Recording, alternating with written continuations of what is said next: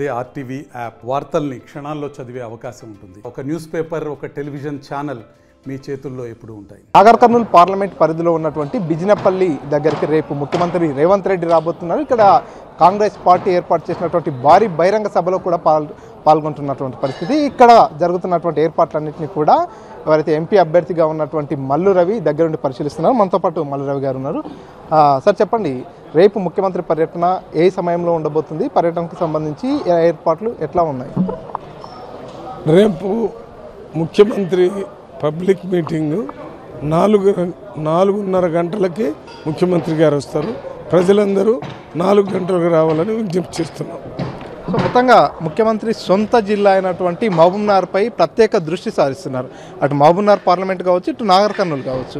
So 2 సెగ్మెంట్లకు కూడా వరుసగా వస్తున్నటువంటి పరిస్థితి కాబట్టి రేపు ఈ సభలో పార్టిసిపేట్ చేసిన తరుణంలో ఏమైనా హామీలు ఇచ్చే అవకాశం ఉందా? రేవంత్ రెడ్డి గారిని ఆయన అక్కడ కొడంగల్ అసెంబ్లీ నుంచి గెలిచాడు కాబట్టి మహబూబ్ నగర్ పార్లమెంట్లో కూడా ఆయన సొంత సీఎంగా అనుకుంటున్నారు. ఇక్కడ పార్లమెంట్ నాగర్ కర్నూలులో కొండారెడ్డిపల్లి ఆయన ఊరు ఉంది కాబట్టి ఆయన్ని నాగర్ కర్నూలు పార్లమెంటుగా కూడా గుర్తిస్తున్నారు. 2 చోట్ల కూడా రేవంత్ రెడ్డి గారు మావాడు, ఆయన తరపున మేము చేతి గుర్తుకు ఓటేస్తామని మేము ఓటు అడగటానికి పోయిన దగ్గర చాలామంది మాకు అడక్కముందే చెప్తున్నారు. ఇది రేవంత్ రెడ్డి గారి ప్రభావం ఇక్కడ ప్రజల మీద ఉంది. ఎందుకంటే ఇక్కడి నుంచి ముఖ్యమంత్రిగా అయినటువంటి మొట్టమొదటి ముఖ్యమంత్రి తెలంగాణ వచ్చిన తర్వాత. అందుకని మన బ్యాక్వర్డ్ వెనకబడ్డటువంటి జిల్లా, పాత జిల్లా కాబట్టి ఇది అభివృద్ధి చెందాలంటే ముఖ్యమంత్రి ఈ జిల్లాకు సంబంధించిన వాడు ఉంటే బాగా పనిచేస్తారని ఒక ఆలోచన ప్రజలకు వచ్చింది. అది కాకుండా ఎన్నికలకు ముందు 6 గ్యారంటీలు ఇస్తానని చెప్పారు, 5 గ్యారంటీలు అమలు చేశారు. రాహుల్ గాంధీ గారు 5 గ్యారంటీలు ఇస్తానంటున్నారు. ఆ ఇద్దరు పేరు మీదనే ఇవాళ ప్రజల్లో చర్చ జరుగుతుంది. రేపు వచ్చే ఎన్నికల్లో కాంగ్రెస్ పార్టీకి ఎన్నికేస్తే ఎంపీ గెలిచి రాహుల్ గాంధీకి ప్రధానమంత్రి కావడానికి ఓటేస్తారనే ఆలోచన, ఆ తెలివి ప్రజలకు వచ్చింది. సో రేపటి సభకు ఎంతమంది జనాలు హాజరయ్యే అవకాశం ఉంది? ముఖ్యమంత్రితో పాటు ఇంకెవరైనా చీఫ్ గెస్ట్లు హాజరయ్యే అవకాశం ఉంది? రేపటి సభకి 1,00,000 మంది వస్తారని మేము ఎస్టిమేట్ చేస్తున్నాం. దాంట్లో ఒక 10,000 అటు ఇటు కావచ్చు. ముఖ్యమంత్రితో పాటు రాష్ట్రంలో ఉన్నటువంటి మన campaign committee chairman Madhu Yaskhi గారు, ఇంకా కొంతమంది మంత్రులు, ఇక్కడ జూపల్లి కృష్ణారావు గారు, మా దగ్గర ఉన్నటువంటి 5గురిలో 5 ఎమ్మెల్యేలు, 2 పోటీ చేసిన వాళ్ళు, వీళ్ళందరూ కూడా ఇక్కడ అటెండ్ కావడానికి ఉన్నారు. ఇంకా కొంతమంది వారితో పాటు అటెండ్ అవుతారు.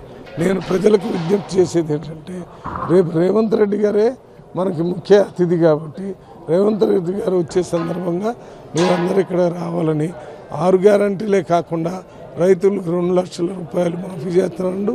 రేపు ఇక్కడికి వచ్చిన తర్వాత ఈ పాలమూరు రంగారెడ్డి ప్రాజెక్టును కూడా దాని గురించి కూడా మాట్లాడతారు. అది కాకుండా నెట్టెంపాడు, భీమా, కోయల్ సాగర్, కలవకుర్తి లిఫ్ట్ ఇరిగేషన్లో వాటి మిగిలిన పనులన్నీ పూర్తి చేస్తారనే విషయాన్ని కూడా మాట్లాడతారు. కాబట్టి రైతులు ముఖ్యంగా రావాలని వాళ్ళందరికీ విజ్ఞప్తి చేస్తున్నాను. సో నాగర్ కర్నూలు పార్లమెంట్లో కాంగ్రెస్తో పాటు బీజేపీ, బీఆర్ఎస్ 2 పార్టీలు కూడా ప్రత్యేక దృష్టి సారిస్తూ ముందుకెళ్తున్నటువంటి పరిస్థితి. సో మీరు ఎవరు పోటీ అనుకుంటారు? ఈ 2 పార్టీల్లో మీకు బలమైనటువంటి పోటీ ఇచ్చే పార్టీ అది అంటే ఏం చెప్తారు? నేను ఆ 2 పార్టీలు కూడా ఒకరి మీద ఒకరు వాళ్ళే పోటీ, కానీ కాంగ్రెస్ పార్టీకి పోటీ అని నేను అనుకుంటున్నాను.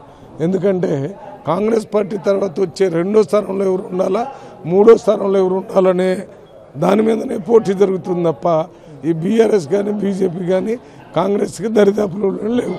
సో గతంలో కాంగ్రెస్ పార్టీ టికెట్ని దాదాపుగా నాగర్ కర్నూలు పార్లమెంట్ సెగ్మెంట్ నుంచి 26 మంది వరకు కూడా ఆశించినటువంటి పరిస్థితి. సో ఈ నేపథ్యంలో చాలామంది లాస్ట్ వరకు కూడా చివరి ప్రయత్నం కూడా చేసినటువంటి పరిస్థితి. ఫైనల్గా మీకు టికెట్ కన్ఫర్మ్ అయింది. ఇప్పుడు వాళ్ళు టికెట్ రాని వాళ్ళంతా కూడా మీకు సహకరిస్తున్నారా? ఎట్లా ముందుకెళ్తున్నారు? కాంగ్రెస్ పార్టీలో టికెట్లు కావాలనే వాళ్ళందరినీ అప్లికేషన్ పెట్టుకున్నారు. ఆ సందర్భంగా 26 మంది అప్లికేషన్ పెట్టారు. ఎవరు ప్రయత్నాలు వాళ్ళు చేశారు. అందరికీ సర్వేలు దాని మీద ఆధారం చేసుకుని మరి టికెట్ ఇచ్చినట్టుగా ప్రకటన వచ్చింది. ఇది అయిపోయిన తర్వాత టికెట్ ప్రకటించేంత వరకు అందరూ టికెట్ కావాలని అడిగారు. టికెట్ ప్రకటించిన తర్వాత కాంగ్రెస్ పార్టీ హైకమాండ్ ఎవరిని నిర్ణయిస్తే వాళ్ళకే పనిచేయడానికి కాంగ్రెస్ పార్టీలో టికెట్ కోసం ప్రయత్నం చేసినటువంటి సంపద కానీ, లేకపోతే చేరకొండ వెంకటేష్ కానీ, ఇక్కడ రాము కానీ, ఇంకా కొంతమంది ఉన్నారు. వాళ్ళందరూ కూడా ఇప్పుడు కాంగ్రెస్ పార్టీ కోసమే పనిచేస్తున్నారు. ఇక్కడే పనిచేస్తున్నారు. ఇక్కడే ఉన్నాడు రాము కాకుండా ఇంకా చేరకొండ వెంకటేష్ కూడా నాకు పొద్దున్నే కలిసి తిరుగుతున్నాడు. ఆ రకంగా సంపద ఆయన ఏరియాలో తిరుగుతుండు. రేపు మీటింగ్కి వస్తాడు.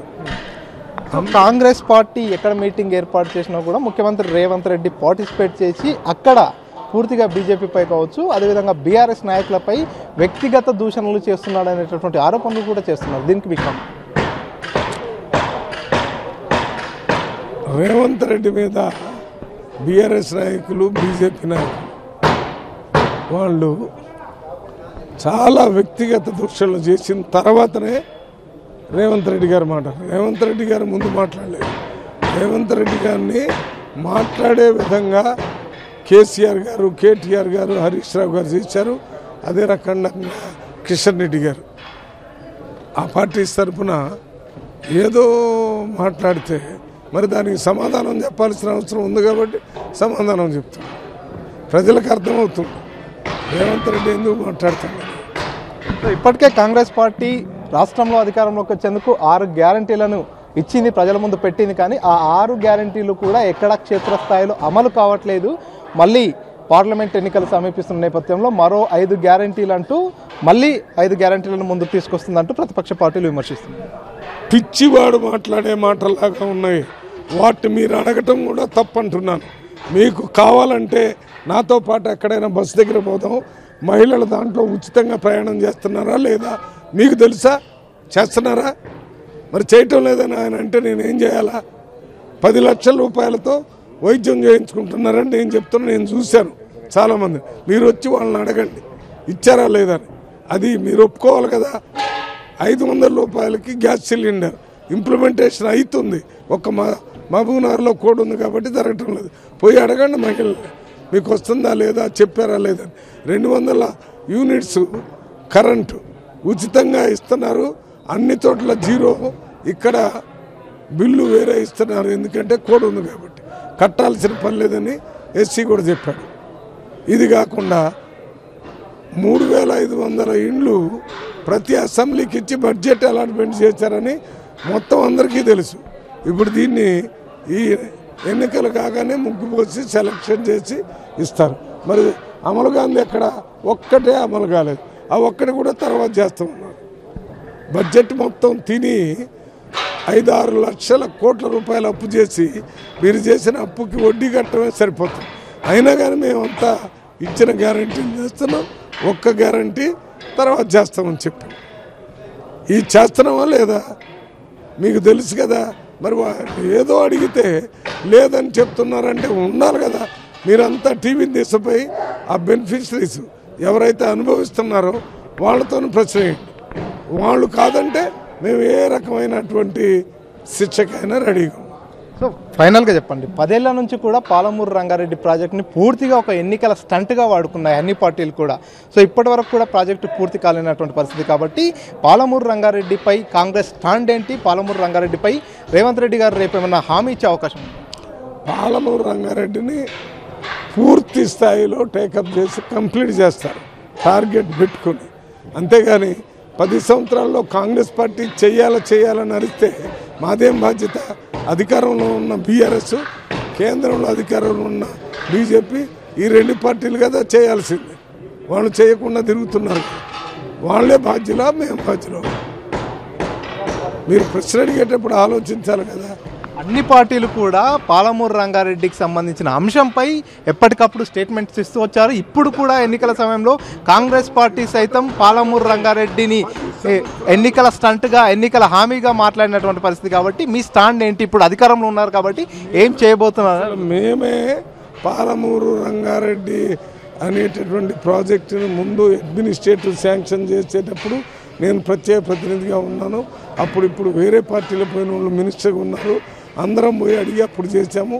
దానికి బీఆర్ఎస్ ప్రభుత్వం వచ్చి దాని డిజైన్ మార్చి దాని ప్లేస్ మార్చి దానికి బడ్జెట్ అలాట్మెంట్ చేయకుండా దాన్ని ఊరికనే పెడితే దాన్ని చెయ్యాలని కాంగ్రెస్ పార్టీ అప్పటి నుంచి అరుస్తుంది. మొన్ననే 4 నెలలకి అధికారంలోకి వచ్చింది కాబట్టి మేము దాన్ని పూర్తి చేసి ఈ మహబూబ్నగర్ జిల్లాని ఇంతకుముందు ఉన్నటువంటి 4 లిఫ్ట్ ఇరిగేషన్ కలకుర్తి, నెట్టెంపాడు, భీమా, కోయిల్ సాగర్ మిగిలిన పనులు ఈ పనులు కూడా యుద్ధ ప్రాతిపదిక చేయటం జరుగుతుంది. రేపు మీటింగ్లో రేవంత్ రెడ్డి గారు కూడా మాట్లాడతారు. మొత్తంగా రేపటి మీటింగ్కు దాదాపుగా 1,00,000 మంది వరకు కూడా జనాలు హాజరయ్యే అవకాశం ఉంది. రేపటి మీటింగ్లో కూడా పాలమూరు రంగారెడ్డిపై ఒక స్పష్టత ఇస్తారు. 10 ఏళ్ల నుంచి ప్రభుత్వంలో ఉన్నటువంటి బీఆర్ఎస్ పార్టీ పనులు ముందుకు తీసుకెళ్లలేదు, కానీ మా ప్రభుత్వంలో ఖచ్చితంగా పాలమూరు రంగారెడ్డి ప్రాజెక్టును పూర్తి చేసేలా ప్రయత్నాలు చేస్తామంటూ పార్లమెంట్ అభ్యర్థి మల్లు రవి తెలియజేస్తున్నారు. కెమెరా పర్సన్ నర్సింగ్ రెడ్డితో మణికంఠ, RTV, బిజినపల్లి నుంచి. మరిన్ని వీడియోస్ కోసం ఛానల్ ని సబ్స్క్రైబ్ చేయండి. లేటెస్ట్ అప్డేట్స్ కోసం వాట్సాప్ ఛానల్ ని ఫాలో చేయండి. అండ్ లింక్ డిస్క్రిప్షన్ లో ఉంది.